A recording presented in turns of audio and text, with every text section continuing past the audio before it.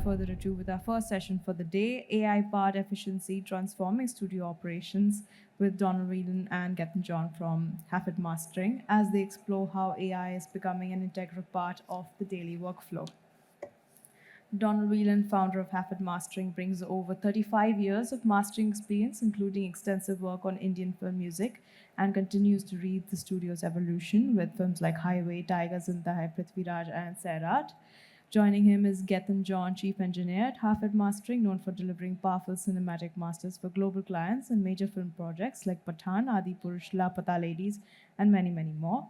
Together, they'll share some practical insights on using AI in the studio, from assisting critical listening skills to automating tasks, while also reflecting on the challenges and implications of this rapidly evolving technology. Over to you both. Good morning, everybody. Once again, it's a massive pleasure and honor to be invited to speak at the prestigious Palm Conference. I'd like to thank Shania and Anil Chopra ji and Smita and Priya, who aren't here, for helping us arrange everything and get here. So without further ado, we'll dive in. First thing I'd like to talk about before we get into AI, there's a quote that I opened our last presentation here, which was called Mastering with Heart. And it's one of my recurring themes, that music is magic. I'm going to start with an Arthur C. Clarke quote. He's a science fiction writer. He says, "Any sufficiently advanced technology is indistinguishable from magic." And in the context of music, the sufficiently advanced technology is us, it's humans. So we all know, as sound engineers and musicians, we know how music works, notes, melodies, chords, ragas, how we create those, how it turns into moving air molecules moving in the air. And on the other side, we know how the human body works. We know very well through the advances in science. We know how the ear works. We know how messages are sent to the brain. We know how human emotions work. We know the central nervous system and the endocrine system, which deals with hormones. They interact to make us feel emotions and feelings and fear and flight and excitement and comfort and love and all these things. But the bit that's missing, the bit nobody understands, with all the advances in science, nobody knows how or why those air molecules moving in the air, reaching the air, how they invoke those emotions in us. Like, music is feeling, music is connection, it's an emotional connection between the musician and the music listener. And we don't know how that happens. So I stand by my statement that music is magic. We all know it deep down, when the music hits you and you just, everything else disappears and you're transported. What I always say to us as engineers, we're engineers. That's in our title. It's a technical job. We're sound engineers, but we do better work when we acknowledge that the music that we're working on is magic and it's about emotional connection. So we do technical work, but we do it better when we do it emotionally. And that links us into that same quote is applicable to AI as well. Any sufficiently advanced technology is indistinguishable from magic. It's sufficiently advanced that not even the people who build the AI systems really understand how they work. They build the systems, they feed all this troves of data into it, and then even they, like us, they sit down, they prompt it, something happens in the middle, and then the output comes. And they don't know what happens in the middle. We don't either. They call it a black box system. So there's no way of tracking back what happened in there. So that's also magic, really. But I think of it as chaotic magic. It's unpredictable. It's kind of mind magic. So it's like language kind of compressed into, all of human language compressed into a box. But having said that, it's so useful. It's extremely useful. We found it very useful in our daily work. So morning, everyone. I'm Gethin. We're just going to run through some of the themes that we're going to be talking about, and we're going to be hitting these in different places today. The first is this AI? Everything's very early in its development. Lots of what we're talking about today comes from machine learning. Some of it is simply pattern recognition in massive, massive data sets. Some of it's large language modeling. Some of it's deep learning. Deep learning is kind of what we consider to be true AI. But in music technology, we're sort of on our way on that journey. We're probably not there. So we're going to widen our umbrella today and include anything that's trying to emulate the capabilities of a human. That we're going to discuss as AI. So that's the definitions. Another recurring theme is AI is often wrong. You can't depend on it to be right. There's a classic meme, which I love. So you ask the AI question, is this mushroom edible? The AI says, yes, it's edible. And then you die, and the AI says, you're right, that mushroom was poisonous. I'm sorry for the confusion. Would you like to learn more about poisonous mushrooms? I can't, I'm dead. But the way AI apologizes when it's wrong is so infuriating, because it says the words, I'm sorry, and it acknowledges it, but you know it doesn't feel it. It's just a soulless computer. It doesn't care. So, but there are some places that it's excellent. It's already really excellent at these three things that we're going to talk about. It's incredible as a teacher, teaching you things you know a bit about, but you don't yet know. It's incredible at moving you forward that next step. The other thing that it's already got absolutely nailed on is coding. So building systems, computer code, compiling, it's excellent. And then the third one, research assistant, helping you with information. It's really good at these things. So maybe it can't do all the music, but it really is good at those things, and that's where some of our tools focus.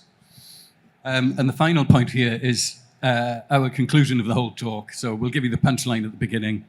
And it's basically after much experimentation, both in the studio and around the studio in operations. We don't use it to do our work, but we use it to build tools that help us work better. So that's our recurring theme for the day. So we're going to take you back, or I'm going to take you back, to a conversation that I had in the pub this was just over a year ago now. And there's three of us sat around a table in a pub. There's me, mastering engineer. There's my friend Adam, who's mostly a recording engineer and mix engineer. And there's our friend Dan. And Dan is a songwriter. He's very AI positive. He's a songwriter and a very good producer. And we're having a few beers. And we're talking about Suno as music generation. We're talking about ChatGPT, using it for lyric ideas and research and stuff. We're talking about LaMDA. And at one point in this conversation, Dan just sort of looks and goes, lads, we've got to face it. We're all out of a job, points at me and says, and you are going to be the first to go. I took this personally, very much. So what's he thinking? And is he right? He's pointing at mastering engineers and going, we're going to be the first to go. AI's coming for our jobs first. He's thinking mastering is the short process, right at the end of making a record. Almost all the creative decisions have been made. There are still some, but almost all of them have already been made. The changes we're going to make tend to be subtle, and some of those changes are very predictable and they're very measurable. You can measure loudness, you can measure frequency balance, so they might lend themselves to systemic thinking. So why, 14 years after LaMDA was launched, 10 years after eMastered was launched, we've had 4 versions of Isotope's mastering assistant in software. Why do we still have a job? There's sort of 2 answers to this. The first one is, at the moment, it's not good enough. So the subtle, creative, and emotional part of what we do can't be done yet automatically. And there are lots of reasons that we could talk about for a long time. But it goes back to... One is it doesn't have a heart. It goes back to that. Music is magic because it's heart, it's soul, it's emotion. The computer doesn't have a heart, so it literally can't feel it. And the things that we do with our emotional response, it seems like it's very hard to model and it's very hard to get a system to do. It certainly can't be done at the moment. If it ever can, that's maybe. We're early in this. We don't know. Maybe. The second reason I want to mention today is that we, specifically me and Donal, we don't know, because We're mastering engineers, and that decision ultimately isn't ours. It's the person before us. Yeah, and that brings up an interesting point, that the tools that theoretically might take our job, there's a one-step removed thing going on, that the tools that we used are one step removed from the tools that might one day replace it. So as mastering engineers, the AI tools that we use are AI tools in plugins that we might open up and use to kind of help us in our mastering. We don't use the Lander and the tools the automatic mastering tools where you put your song in and a master comes out. We don't use those. The people who use those tools are mix engineers who've done a mix, and they might be debating whether they can, whether they're going to hire a mastering engineer if they've got the budget, if they can persuade their client to pay for a mastering engineer, or shall I just send it to Lander? Is that good enough? So that's the mix engineer making that decision. And the mix engineer isn't going to use AI mixing tools because he knows how to mix. That's his job. The person who's going to consider using AI mixing tools is the composer who's put all the elements together, and they're debating, trying to decide whether they're going to hire a mix engineer for that job.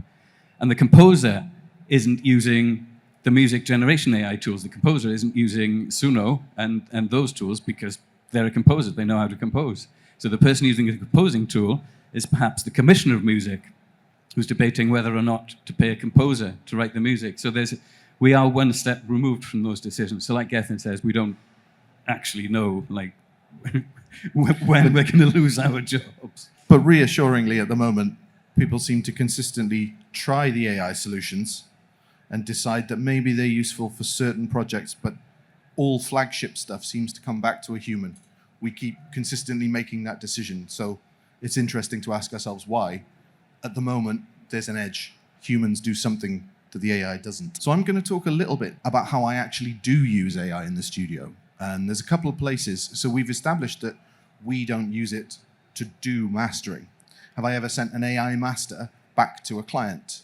No. Do I use AI in the studio? Yes, actually, I use it a lot.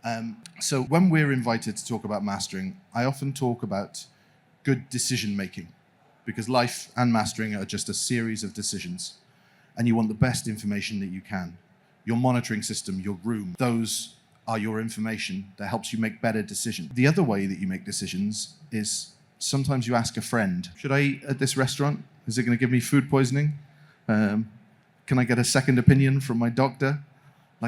These are great reasons to ask for a second opinion. Well, now I have some new friends in the studio to ask opinions. So I will sometimes start a session, maybe get a little way into it. I've built my impressions of the track, and I'll just spend 5 minutes with Ozone's mastering tool. You said we don't use Lander. I do quite often use the plug-in version just to throw stuff at it. Logic has a button built into it on its output of the workflow that says mastering. They've tried to literally replace us with one button. Thanks, guys. But sometimes it's worth pressing that button, because there, in 5 minutes, I've got 3 ideas, 3 different opinions. The thing about these opinions is that, firstly, they're exceptionally good when you think about what they're trying to do. They do nail the loudness. They do sometimes give you ideas. The second thing is that they're very, very bad. They're not humans. They don't understand music. I had a track just last week that I threw at Logic's mastering plugin. The main vocal hook line for this track had 2 separate vocals, wide panned, left and right of the stereo field. Fantastic. This is exciting, right? Logic's AI went, obviously you need to narrow the stereo field by a factor of 1.2 because this is crazy amounts of energy in the side channel. You're like, okay. Thank you for your opinion, AI. You don't understand music. You don't understand the intention of that composer. You didn't there understand. But it will give me some insight. So it might identify a problem in the mids, and I'm like, oh, actually, that's good. I hadn't spotted that. One of them might have a great, really clean low end. I'm like, oh, that's nice. I can aspire to that. Just like an opinion from a friend. That's useful. That is a really good use. And those plugins, the useful thing with those plugins is if you hear something you like, even though the overall sound might be nowhere near good enough, you can say, oh, how did it do that? And you go and have a look, and kind of dynamic EQ in the low mid range, that's actually doing some useful cleaning up, so you can emulate that. Absolutely. And that's what we're doing. We're using it to generate ideas, alternative ideas. It's usually wrong. It's often wrong. But it often points the way to something you might want to do. And that makes it super useful. The other thing to say about it is that they are, because of the way they work at the moment, they are always average. And average is not something you really want from music, but they're very good at finding the mean frequency balance and going, well, if you want it to sound like everything else, try doing this. The problem is that you often don't want it to sound like everything else. That's very rarely your goal. So that's that first really, really useful use. The second one, I'm going to pass over to Donal in a second, but machine learning has delivered us a new set of tools that were impossible when I was in university. They were impossible even 5 years ago. Stem separation is now possible. You can get a complex stream of music and go, I would like to manipulate the drums in one manner and the vocals in another manner. That is magic. That is actually magic. And so my anecdote is, in December, I was remastering some early recordings of a Welsh psychedelic rock band called the Super Furry Animals. They're great. They were big in Wales in the West and in America in the 90s and the noughties, the 2000s. And as each of their album releases have come up to a 20th anniversary, so for the last 10 years, every year or two, we've been remastering the albums and doing tasteful remasters, taking the original tapes, doing high-resolution transfers, and using some of the more modern tools to just get a really tasteful sound, like not easier on the ears than the brash 90s stuff. So I've done 6 or 7 of those 20th anniversary remasters, and then in December they came in and they dug out all their original recordings, their demos and their EPs from before they got signed. So this was a band that one day was going to be big, but they had no idea and they had no budget, and they were in small studios and they were experimenting with their sound. And the songs are all there, like musically, and we pulled them up with the band in the room and the producer of the remaster, and we were doing some EQing, and the 2 guys from the band were saying, this is missing something. In the room when we were playing these, the bass was huge and it would fill the room and it would shake us in the chest. And the way their sound evolved eventually is a huge bass sound, and all the records has got that kind of weight, but the early demos didn't have it. So we were trying a bunch of things like EQing the bass, subharmonic generators, even like bass enhancement plugins, and none of it was doing it. And then after a couple of hours I had the light bulb, like, oh, hang on, there's stem EQ in the latest Ozone. We've got it here, and I pulled it up. And oh my gosh, like the bass, we just clicked bass, turned it up 4 dBs, did a big low EQ bump, and dropped it back out, and it was transformed. Like everything else stayed the same, and the bass was suddenly loud and kind of weighty. And they went, yes, that's it. And we went, oh, well, actually, that's fantastic. The drums are a bit brash, the high end on the drums. Solo the drums, EQ the drums. The voice is a bit quiet. And we did all these things. We were basically remixing the track from this 30-year-old stereo demo. And we finished that one song, and we all sat forwards, and we did the before and after. And it was absolutely transformed. And we were all looking at it. Everybody in the room was my age, kind of mid-50s, and we'd all started with tape, and kind of, we knew in a stereo track, you can't do this stuff. And we were just looking at each other, jaws dropped, going, this is voodoo magic, we called it. What's going on here is voodoo magic. And we did the whole of the session like that. We basically remixed all their early demos on the fly in the remastering session. And it got released this month. So if you make a note, go and have a listen. Super Furry Animals, Pre-Creation, Percolation. Look it up on the streaming services. They're rough recordings, but they're vibey now. So yeah, voodoo magic was the word we used a lot that week. And so those tools, they just didn't exist, and now they do.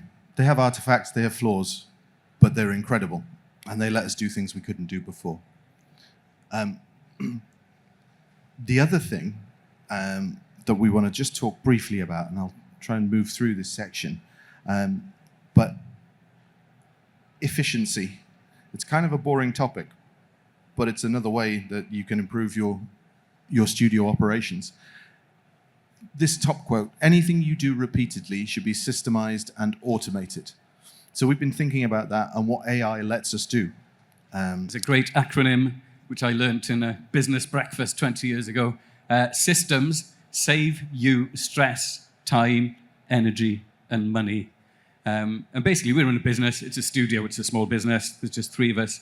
But there's so many aspects, so many things have got to be done when you're running a business. It'd be nice if you could just sit in the studio and do music, but there's hundreds of other things to do. So we've been looking for ways to make that easier and quicker. So on that, I'm an amateur coder, bit of a geek. I used to do a lot of programming. I build small bits of software just for my own use. If you want any software built, do not come to me. I'm a mastering engineer. Come to me for your mastering. But what AI is very, very good at now is coding. It's absolutely nailed that. So I now can build small pieces of software, if you can imagine it. So think about things that hold you up in life and that you do every day. There's now something called Copilot, which is a really useful, you basically have an LLM built into your code compiler. An LLM, for you, Benny, is a large language model. It's the chat model. So it's help you with the definitions there. But what it means is I can talk to my compiler in English. I can just say, what I'd really like is a very simple user interface. One of our uses for this, batch file conversion. You've got a final master. The record label needs some 96/24 versions. They need some MP3s. They need some 48K 24-bit versions. They might need a CD resolution version, right? This is stuff that used to take us ages. You can get batch conversion software, but it won't always do it exactly the way that you want it. You might want a different codec. You might want to explore different dither flavors. And so I just thought, well, I'm going to build myself a piece of software that does it exactly how we do it. So it embeds Havod metadata in. It leaves other metadata untouched. It uses an algorithm that we chose and gives me a dither flavor. And I just click some buttons, and it's the most simple user interface in the world. But I built it using AI, and it took very little time. But the time that it saves is incredible.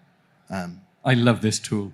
It saves so much time. And it's not just the time element. When you're mastering, and you're doing your creative stuff, and you're in the creative flow, and you've just bounced some files, and like, oh, I've just got to do the formats for the label, and you open this window, you drag those files in, you select those things, you press the thing, you go to the other window, you select it, you've got to rename the file. It was just faff, and it takes you out of that creative flow, and it takes a chunk of time. So this is brilliant. It's just click, click, click, click. The thing's done. It's labeled right. You throw it, and you move on to your next music project. So just not only saves time, but keeps you in your creative flow, which is really, really valuable in itself. And it takes us back to that whole point that we were talking about, the theme of our talk. We don't use AI to do our work, but we do use AI to help us build systems and tools that help us do our work. That's our recurring theme today. The second one that we're going to look at is another piece of software that I recently built. Metadata is really boring. It's really dull. Be quick. It's so boring. But it's essential in mastering. It's one of our jobs. Once you get out of the beautiful, creative, emotional stuff, everything needs track title, album title, artist title, maybe a copyright imprint. I've got an ISRC field that needs embedding. That's actually quite fiddly. There's software that embeds ISRCs, but if you want to follow the AES-EBU standard, there are very few utilities out there that will do that and write it to the info block in a BWAV file. So I thought, well, rather than moving between 2-3 different bits of software, why don't I build the one that I want? So the album name is Sticky. It pulls the track titles from the file titles. I wouldn't sell this to the rest of the world, but I know what my files are going to be called because I always put them in the same place and export them in the same way. So for me, this just saves me a ton of time. How long did it take you to build? So that took me about half a day. Probably about 3 or 4 hours of time. To build a whole new software system. How long would it have taken you without the AI coding assistant? So without Copilot, with my coding skills, I don't think I could have built that. I would have needed to learn entirely new standards and ways of manipulating data. So you'd have been learning coding. So that would have probably taken you a week. Yeah. I mean, And when do you never have a week? When do you have a week? Does anybody, barely have an anybody hour. here ever have a week spare? Yeah. So this would have been impossible. Yeah. But now, once again, click, drag. And in the metadata long done. term, it's going to save us time. It's going to save us time. I'm going to use it every day. It drives efficiency and keeps us in our flow. And there's one app that that Gethin built that isn't in this presentation because I only remembered it yesterday because we use it every single day. He built it 10 years ago without AI, but it's a little app that sets up a mastering project, which we do 2, 3, 5, 6 times a day. You click a button, it opens a window with one field. It's called Havard Setup Project. You type the name of the project in that field, and Gethin's code goes away. It creates a folder in the projects folder named that. It puts in three folders, one called project, one called mixes to put our mixes in, one called masters where we bounce the masters. It grabs our default Reaper project, puts it in the project, renames it to the project name that we just typed in, and then it opens 2 windows, one with the mix folder open and the other with the downloads folder open, and you just click and drag your mixes in and you're ready to go. You didn't use AI to build that because AI didn't exist when you built it. You built it 10 years ago. But talking of time saved, the amount of time over the last 10 years that saved of just click, drag, create, new, rain, copied, it's beautiful. I love it. Thank you for writing that tiny app 10 years ago. I hope you all followed that really exciting bit of software that I wrote there. Thanks. I'm glad you find it so useful. So let's move on. I have several other examples, but I'm choosing not to go through them. The point of this section is that I want you to think about what would help you. What do you do in your business or workflow like 100 times a week that you could automate? Try Visual Studio with Copilot because it's changed. If you've ever coded anything, that I think might be the future of AI. That sort of Copilot interface, that is where I think we might go. But at the moment, just jump back in and try it because it's amazing. Just to repeat the point, we don't use AI to do our work. We use it to build tools that help us work better. Okay, so we're going from the interesting and increasingly more boring sections. We're going to go into the office. So I'm running a business. These days, I've stepped back from the speakers. I occasionally do some mastering, but Gethin does most of it, and I've taken over running the business. I've had people hired in that role, and honestly, it's really hard to teach someone because there's so many different aspects to it, and actually knowing about mastering. So I love being in that role now. I get to chat to all my clients. I get to keep everything really organized. So there's three parts to running our business, and again, apply this to your own. If you're freelance, you're running a business, there's no getting away from that. So studio operations, this is the important stuff. And this, we've had systems in place that have developed over 21 years. We run a tight ship. This is a slick operation. So every day, we've got systems. So I deal with inquiries, any inquiry that comes in, bookings, running the studio diary, client communications. So communications come in on email, WhatsApp, Instagram Messenger, Facebook Messenger, phones, voicemails. There's so many inboxes. And then invoices, you've got to put invoices in, you've got to chase late payers, you've got to pay the bills, you've got to do the bookkeeping. There's just loads of daily operations that have to be done. So there's systems in place, and for years I come in and I sit down and I go through the list, and things come in, they get put in the right place, and then they get done, and then I get to the end. So that's all good. Everything gets done. Every booking that comes in does get done. No longer do they, have you done my master? Oh shit, I've forgotten about that master. That doesn't happen anymore. Everybody gets billed. Everybody gets chased. The money does come in. So that was good, and it works. But it would take me time. It would take me pretty much my all the hours I had in the office to get through all of that. And I wouldn't get around to all the other stuff.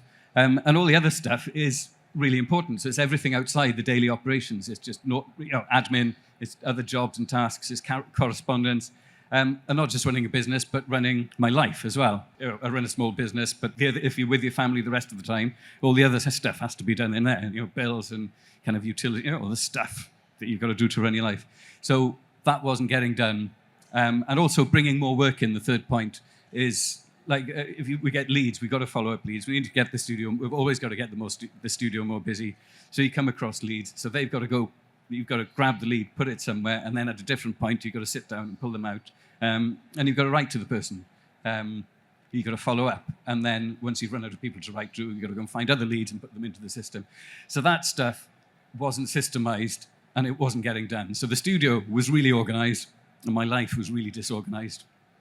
And I knew I needed to change it. It had been bothering me for ages. And then about a year ago, I started reading about agentic AI systems that don't just chat back to you. They get access to your files. They get access to all the aspects. And I had this vision, like, this is it. This is what I need to help me run my life. I grew up in the 70s and the 1980s reading science fiction. I'd read a lot of science fiction. I read a lot of Isaac Asimov, who wrote about robots. And in the future, these robots were kind of chatting and helping us do our life. And I read Arthur C. Clarke's 2001, A Space Odyssey, about the space journey, where Dave is traveling with the computer, HAL 9000, open the pod bay doors, HAL. And HAL was running everything on the ship. I can't do that, Dave. So what a premonition that was. It's just my HAL impression. Yeah, well, the AI wouldn't do the thing the human asked it to. Like, that's come true. So I had this vision, like, AI, like all the stuff I need to do, read emails, write emails, organize stuff, like take things in, put things in folders, and then come back and do it. And, what do I do next? Like, run through my list. This is brilliant. I'm going to build this. So I settled down, and I spent weeks, and I was building this, and I had an agentic AI system. And I fed everything into it. I said, so this is the principle by which I organize my life. There's an author called David Allen. He wrote a book called Getting Things Done, which is a productivity system. It's an organization system based on the principle that the mind is for having ideas, not for holding them. So we're creative people. We have all the ideas. If you have an idea, you write it down. And if you have a productivity system, you put it into the productivity system. And an idea is just one of the inputs. So you put point one, you put the things in. So all your things to do, like all the emails, all the jobs, you put it into the system. Instead of trying to get your mind to remember things, you write it all down. And then if you trust that system to give it back to you at the right point and you'll get it done, then your mind lets go of that thing. It lets go of all the things you're trying to remember that thing. So, like, you go to a supermarket, and you stand in the supermarket. What was it that I needed to do? And like the day before, you stood in the kitchen in the cupboard. Oh, I need more porridge oats in the fridge. Oh yeah, we need more mayonnaise. Can you remember that when you're in the shop? You can't, because the mind doesn't work like that. So you need a system, and you put the things in. Then you sit down and you organize the things. You say, okay, that's going to be calls, that's going to be emails, that's going to be when I'm in the studio, that's going to be when I'm talking to Gethin, and there's loads of and you put them in, and then at the point where you need to do the things, you sit down and you open it up, okay, this is what I'm going to do. So this is a system where you put everything in, keep it organized, and it comes out. So I knew this was the system I wanted to build, so I told the AI, go and read about getting things done by David Allen, and it went off and did some research. It said, great, I've got it, I know what we're going to do. And I told it all about the operations, all the things that we need to do. And it said, great, I've got that too. And then we use a system called Asana, which is a task management and calendar system. So I got the AI to build an interface with that. I gave the AI an email address, so I could just send it an email, and it had its own inbox. And then the AI wrote a script, an IMAP script, to read that email box. So I could sit down, and I was chatting to it, and I'd say, oh, can you check those emails? And it would use the script, go and check the emails. And then it would then use the Asana API to create tasks, so turn the emails into tasks, put them into where it thought it should go in the organizational system.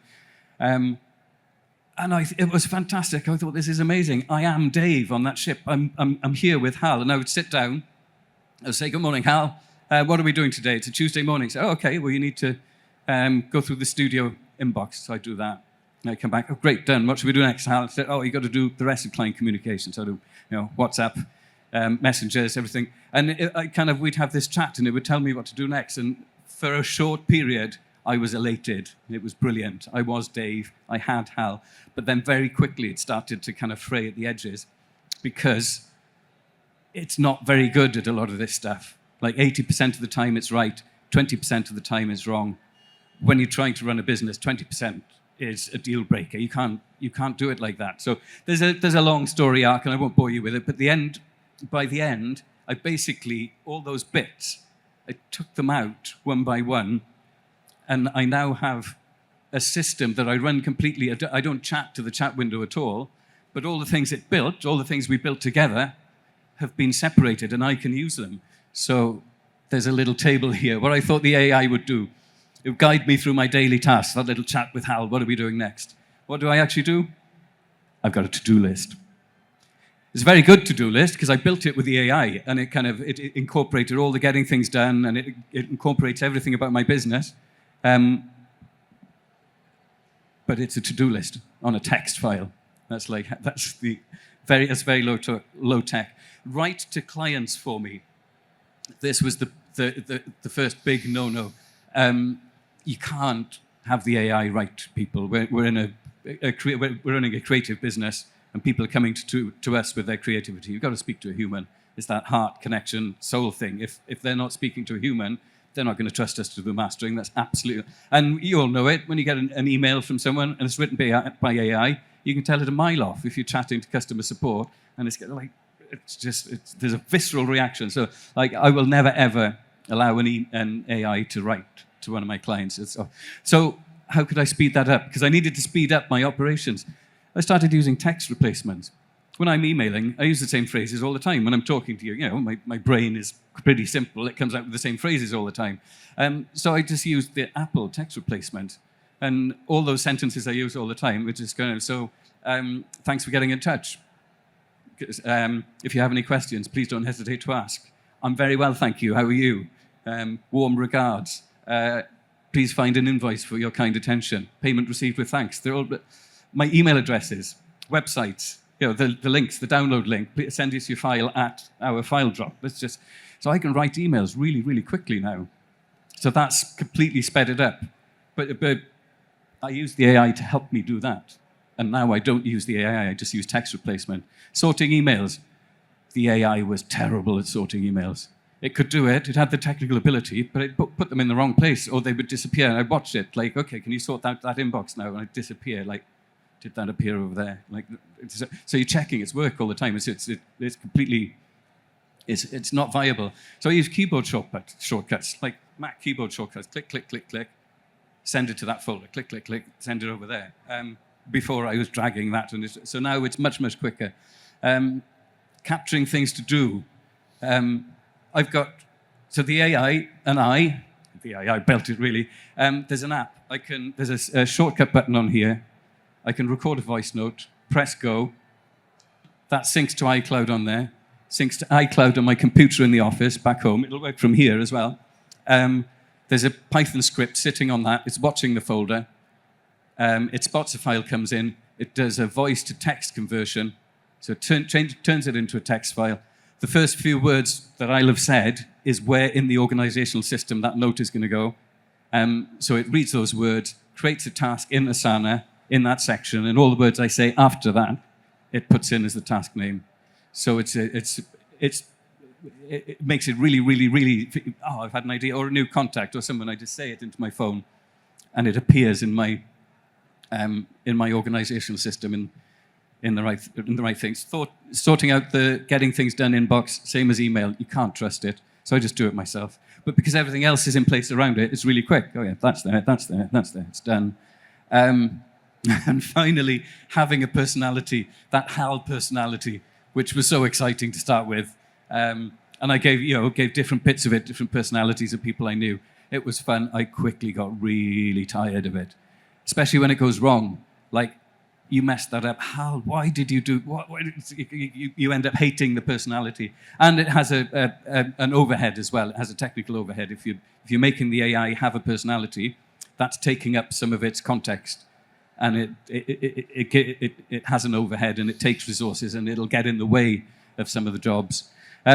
So sorry, that's a bit of a long anecdote, but the conclusion is, before I could just about do my studio operations. But now, every day, I can do all of that, and everything gets done. Well, most days, I would say, rather than every day. And the conclusion to that... So, hopefully you'll have noticed that that whole end section, there's very little practical mastering going on, but it's all about running your studio operations. Visit AI again and see where it can help you build tools. We don't use AI anywhere in the audio, but we use it all the time to build our tools and build our systems. And so hopefully that's given you some ideas of where you might use it. We've tried to stay exactly where we are in 2026. The future might bring us entirely new worlds. And if anyone wants to ask a question, they'd be more than welcome. But at the moment, in 2026, we don't think AI is good enough to do audio work, but it's incredible at helping you build tools to help you work better. Thank you for listening.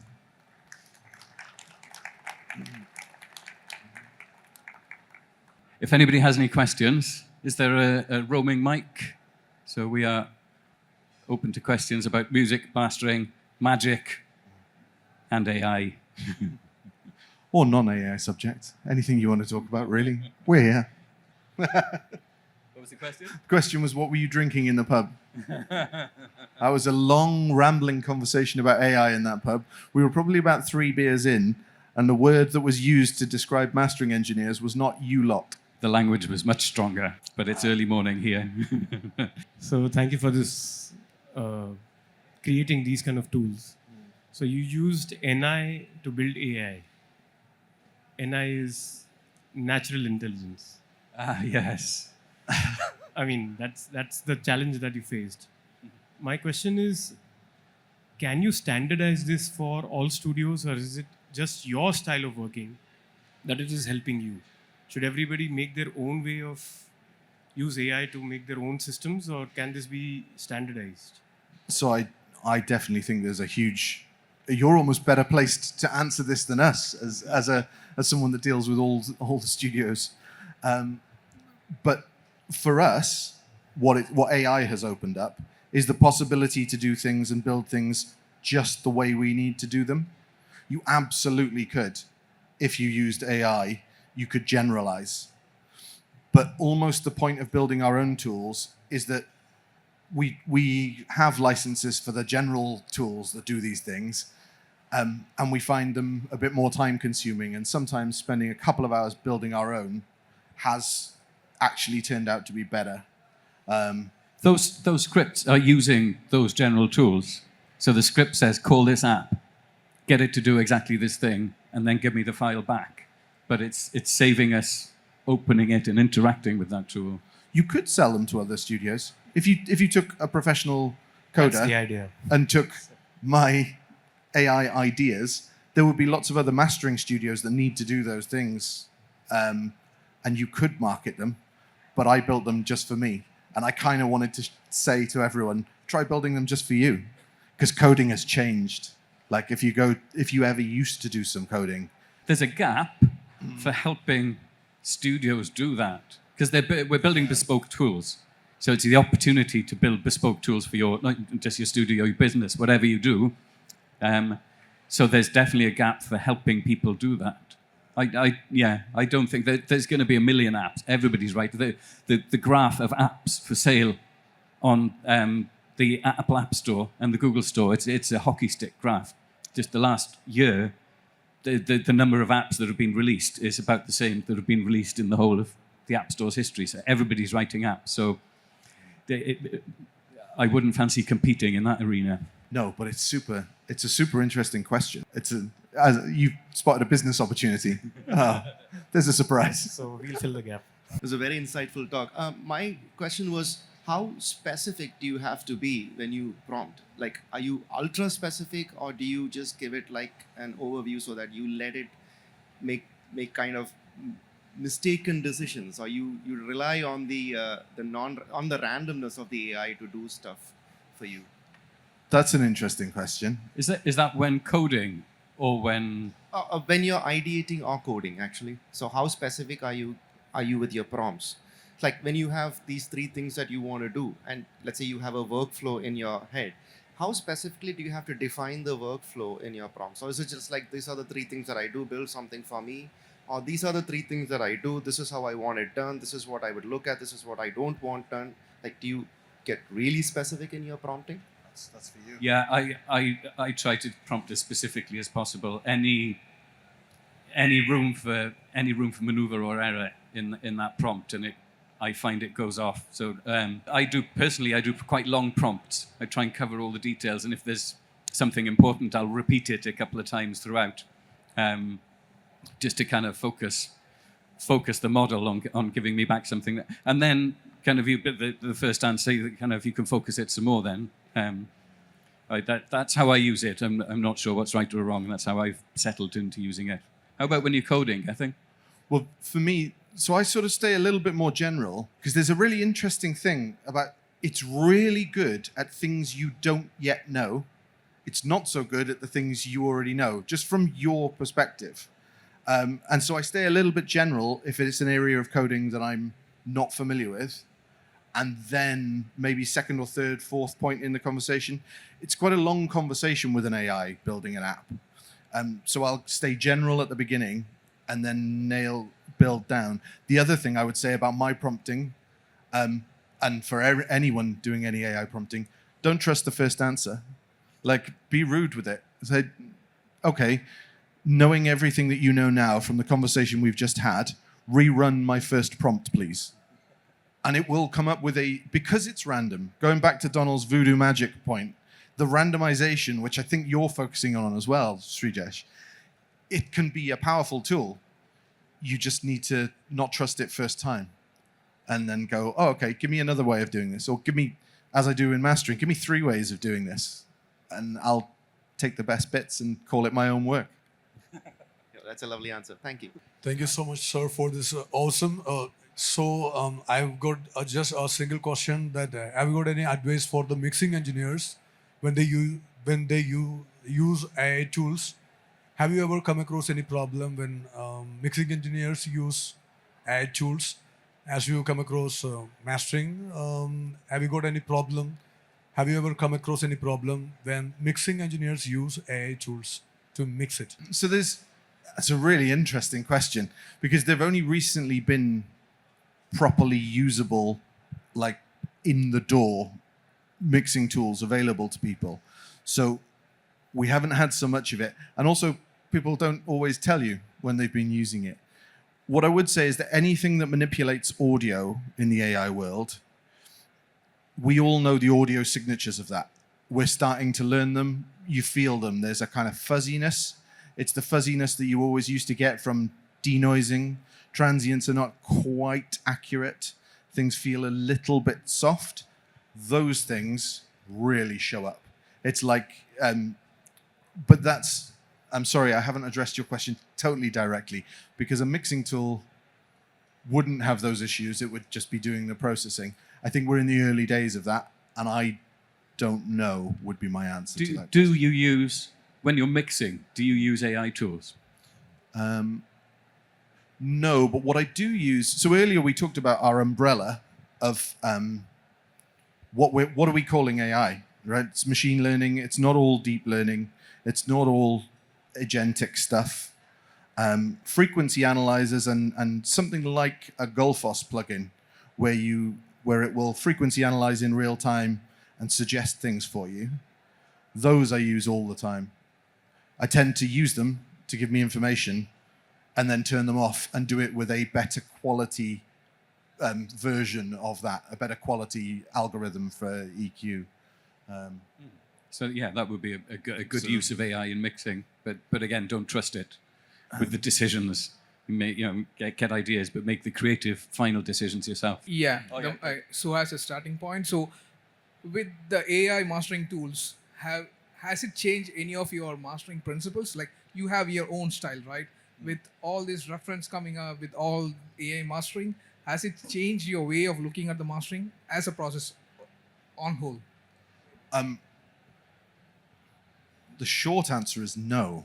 Okay. Actually, that's my complete answer. No. the principles, and in fact, where the human still massively kicks the butt of the AI, is the kind of the first stage of mastering where you sit and listen and you think about what emotion the musicians are transmitting to the listeners.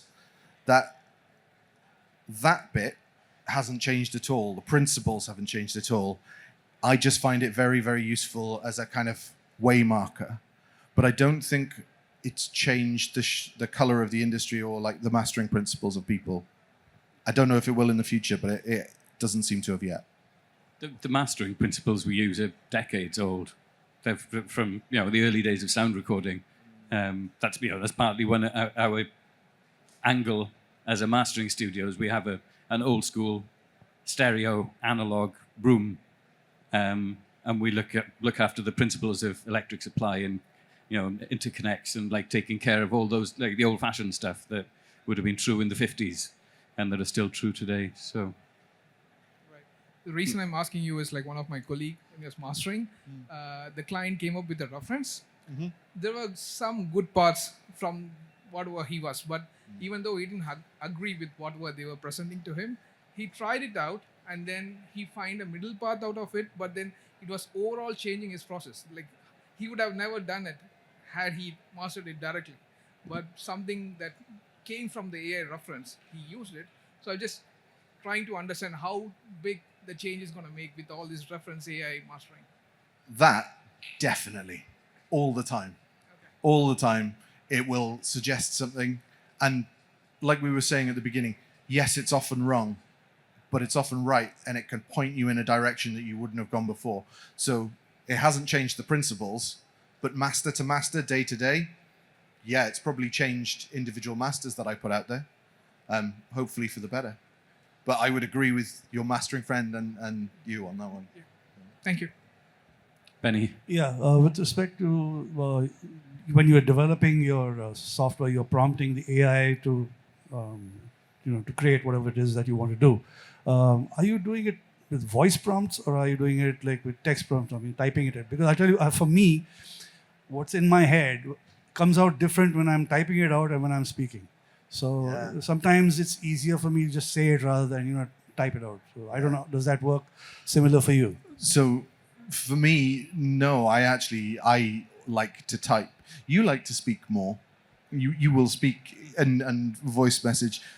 I find that the act of thinking and typing changes totally the same as you. It changes what I do, but I kind of feel I can organize my thoughts more. I think if I could speak to an AI. I do lots of and and I don't speak clearly, but I can write clearly. So, but I can totally see a future. I mean, has anyone seen the glasses? I can see a future where you're walking down the street with your Ray-Bans on, like coding into Copilot. But that's just not my approach at the moment. I'm quite old. No, but specifically, this was to do with the accuracy of the prompts. I mean, you were talking about that earlier. About how specific you're going to be. So sometimes you can say it better than type it.